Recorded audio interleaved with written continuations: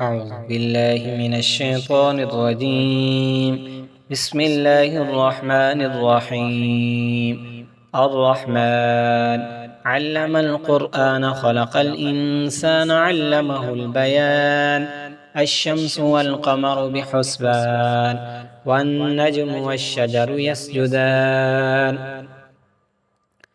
والسماء رفعها ووضع الميزان ألا تطغوا في الميزان وأقيموا الوزن بالقسط ولا تخسروا الميزان والأرض وضعها للأنام فيها فاكهة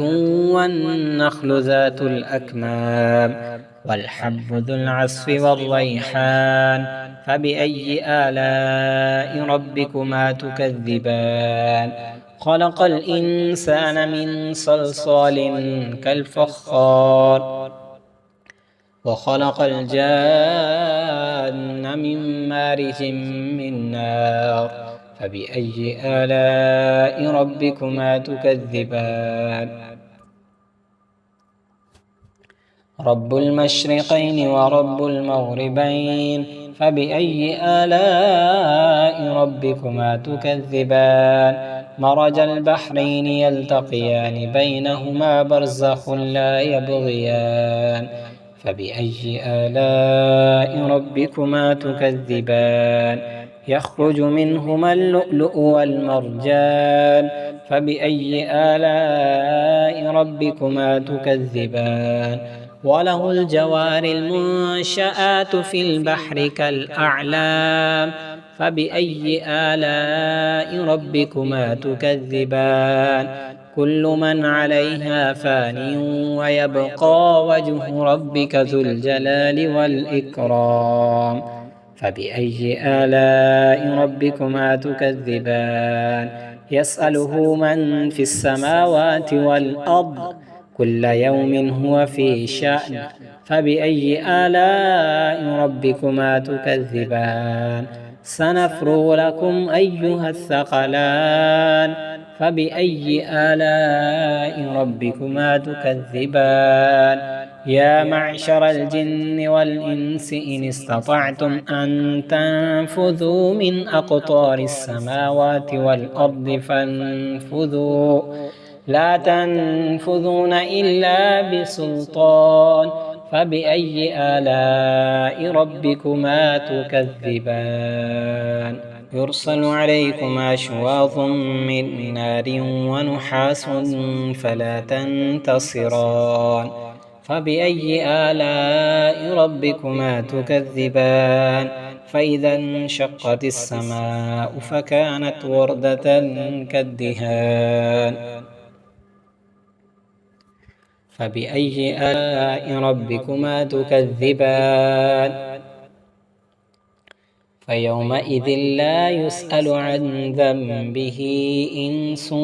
ولا جان فبأي آلاء ربكما تكذبان يعرف المجرمون بسيماهم فيؤخذ بالنواصي والأقدام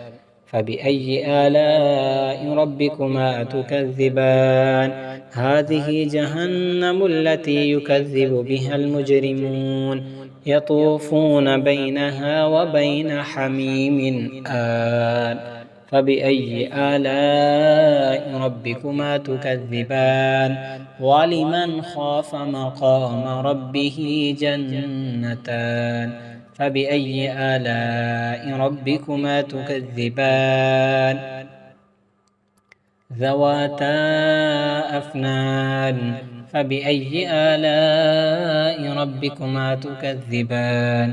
فيهما عينان تجريان فبأي آلاء ربكما تكذبان فيهما من كل فاكهة